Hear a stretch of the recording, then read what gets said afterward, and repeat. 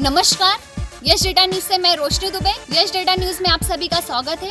आप सभी को बताना चाहते हैं कि हाथरस कांड में नाराज हुआ पीड़ित का बड़ा भाई, और वहीं पे सीबीआई ने भी पूछा कि आप पे आरोप लगाया जा रहा है कि आपने अपनी बहन को मारा। आपको बता दें कि हाथरस कांड में लगातार दिन पे दिन नए नए खुलासे हो रहे हैं। ये सीबीआई ने भी पूछताछ कर चुके हैं और सीबीआई ने भी ये बात बोली कि आप पे ऐसा आरोप लगाया जा रहा है। अब हाथरस कांड में पीड़ित के बड़े भाई का कहना है कि अगर मुझे मेरी बहन को ही मारना रहता है तो गंभीर हालत में उसको मैं पुलिस चौकी और हॉस्पिटल नहीं ले जाता। वहीं भी पीड़ित के बड़े भाई ने ये भी कहा है कि क्या कोई अपनी बहन को ऐसा मार सकता है। हाथरस कांड में 1.5 महीने से ज्यादा हो चुका है, अभी तक कोई भी पक्का सबूत नहीं मिला है। अभिषेक बच्चन ने नेपोटिज्म की बात पर अपनी चुप्पी तोड़ी। अभिषेक बच्चन को हमेशा ही ये सुनने मिला है कि बॉलीवुड के शहंशाह अमिताभ बच्चन का हमेशा ही उनके सर पर हाथ रहा है।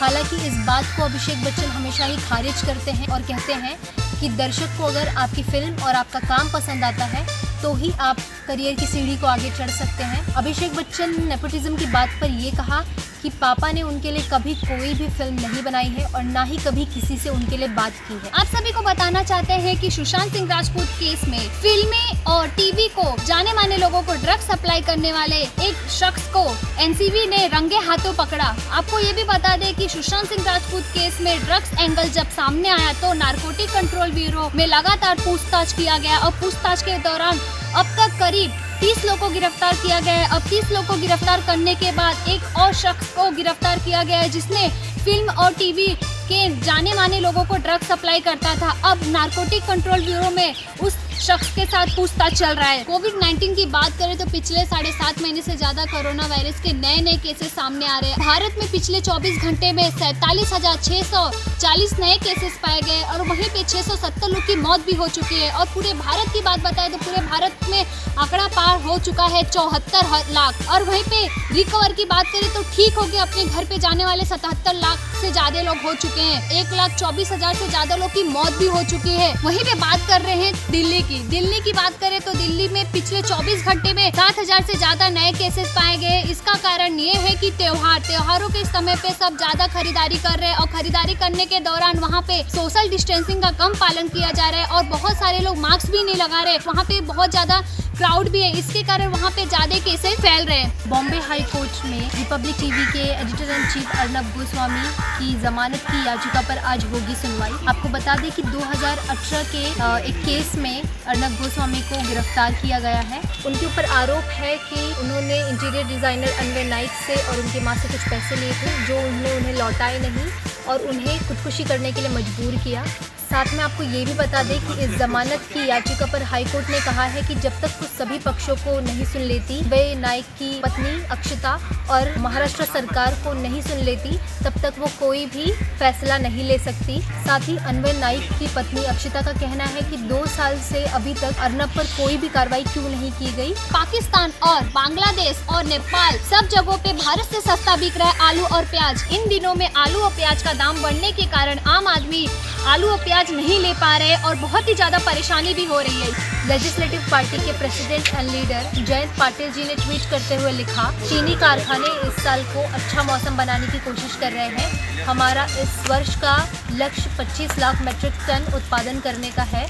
उन्होंने लिखा कि हमारा पहला उद्देश्य किसान के जीवन स्तर में सुधार लाना है। आज मैं बात करने जा रही हूँ टीवी एक्टर साहिर शेख के बारे में, जिन्होंने काफी सीरियल में काम कर चुके हैं, जैसे कि महाभारत में अर्जुन का रोल प्ले कर चुके हैं, कुछ रंग प्यार के ऐसे में काम कर चुके हैं। आज उनके बारे में बताने जा रही हूँ कि दिसंबर में अपनी गर्लफ्रेंड संग शादी करने का ऐलान किए। साहिर शेख ने एक सोशल मीडिया पे अपनी गर्लफ्रेंड संग रुचिका कपूर के साथ फोटो शेयर किए और फोटो शेयर करने के बाद बोले कि हम दोनों एक साथ डेट भी कर रहे हैं और कुछ दिन में शादी भी करने जा रहे हैं और कुछ दिन में एक दूसरे के बनने जा रहे हैं। जैसे कि हम सभी जानते हैं कि अभी त्योहारों के मौसम है, कुछ दिनों में दिवाली है और उसी के साथ साथ हर चीज़ों की दाम जो है वो ऊंचाई छू रही है, बढ़ती जा रही है।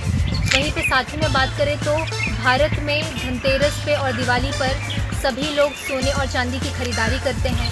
सोने के भाव जो है वो दिन ब दिन आसमान छूते जा रहे हैं, बढ़ते जा रहे हैं। अगर हम 5 नवंबर की बात करें तो 5 नवंबर को 360 रुपये की बढ़ोतरी देखी गई थी सोने के दाम में, जहां पर 22 कैरेट गोल्ड 50,260 रुपये में था और 24 कैरेट गोल्ड 51,260 रुपये में था।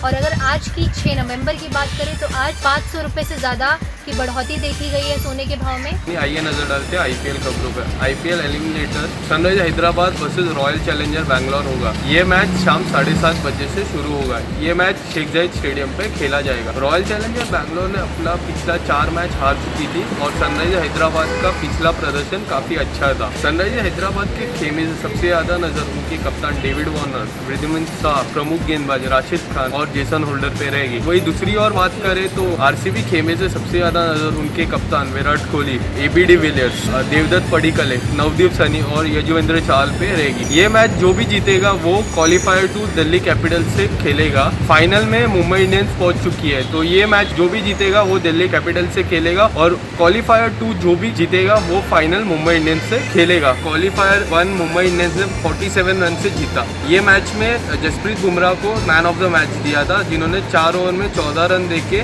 4 विकेट निकाले। आइए नजर डालते हैं पहला क्वालिफायर जीतने के बाद कप्तान रोहित शर्मा और दिल्ली कैपिटल्स के कोच रिकी पॉन्टिंग ने क्या कहा।